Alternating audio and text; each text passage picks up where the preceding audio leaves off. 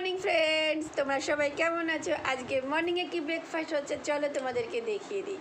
আজকের এই ব্রেকফাস্টটা চলো তোমাদেরকে ব্যাক ক্যামেরা করে দেখাই। দারুণ একটা ডিলিশিয়াস ব্রেকফাস্ট বানিয়ে দিচ্ছি মসুর। এই দেখো আজকে করে দিয়েছি এই ম্যাগিটা।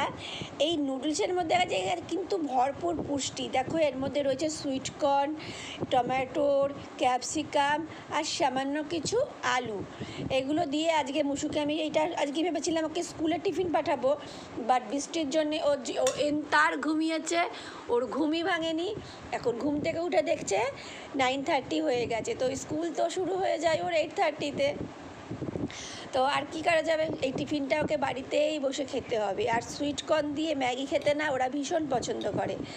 আর এটা আমি আনাই ফ্লিপকার্ট থেকে, আর আমাদের সামনের যে মলটা আছে ওখানেও পাওয়া যায় সুইট কর্নটা।